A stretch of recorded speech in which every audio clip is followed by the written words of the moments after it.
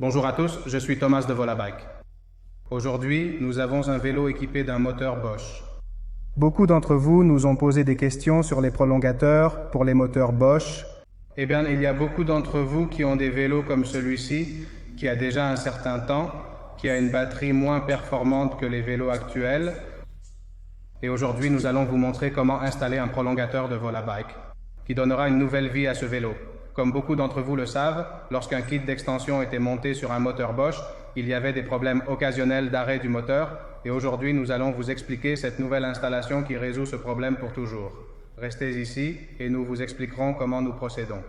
Nous avons déjà la batterie ici, et aujourd'hui, dans l'installation que nous allons faire, nous allons simplement travailler avec elle, nous n'allons pas travailler avec la partie moteur. Nous allons donc y apporter une modification afin de pouvoir connecter le prolongateur directement. Voici comment nous allons procéder. Voici la batterie telle qu'elle sera livrée chez vous. Comme vous pouvez le voir, ce câble a été ajouté. C'est celui qui se connectera au prolongateur du vélo. Nous avons apporté une modification à cette batterie. Nous n'avons pas seulement ajouté ce câble. À l'intérieur, il y a une couche de protection. Au cas où vous auriez des problèmes avec l'installation, cela n'affecte pas la batterie. C'est une couche de sécurité pour s'assurer que nous n'aurons pas de problème avec notre vélo ou avec le prolongateur. Très important, rappelez-vous qu'en faisant cette modification, si vous avez encore une garantie sur votre batterie, elle sera annulée parce que vous modifiez l'installation de la batterie. L'installation de la batterie.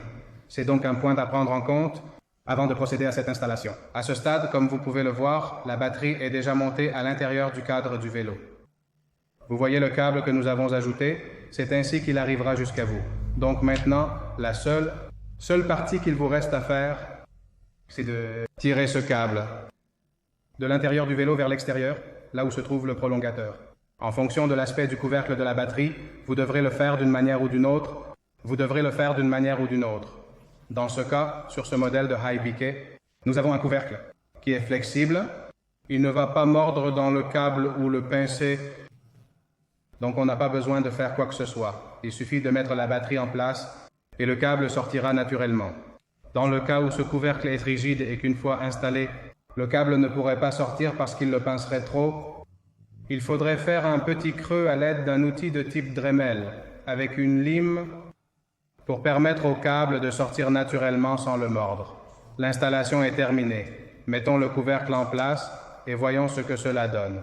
Comme vous pouvez le voir, l'installation est terminée. Il suffit de retirer le câble de la batterie Bosch et de le connecter à notre prolongateur.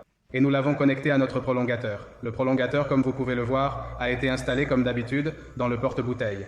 C'est très bien, c'est très propre. Et pour résumer, pour que ce soit tout à fait clair, le processus d'installation est très facile. Vous retirez simplement la batterie du vélo, nous la récupérons, la ramenons dans nos locaux, la modifions et nous vous la renvoyons. Avec tout le matériel nécessaire, inclus dans le kit d'extension, pour que vous puissiez procéder à l'installation. Comme vous pouvez le constater, c'est une chose très simple et vous n'aurez aucun problème. Je pense que c'est le kit le plus facile à installer de tous ceux que nous avons, c'est-à-dire que n'importe qui peut l'installer à la maison. Tout le monde peut l'installer chez soi sans problème. Nous allons vous montrer cette autre installation que nous avons réalisée sur un vélo, également équipé d'un moteur Bosch. Comme vous le verrez, il s'agit d'un mondraqueur.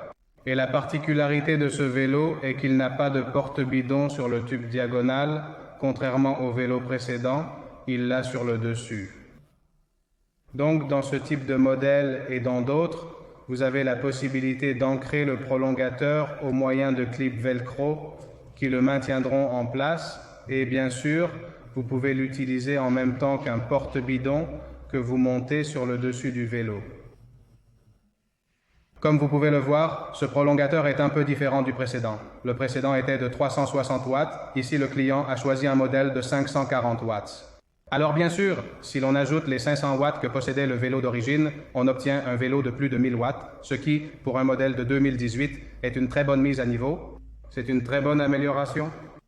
J'espère que cette vidéo vous a plu, qu'elle vous a aidé et qu'elle a dissipé les doutes que vous aviez. Si vous avez d'autres doutes, vous pouvez les poster ci-dessous, dans les commentaires, et nous essaierons de les résoudre. Je vous remercie de votre attention.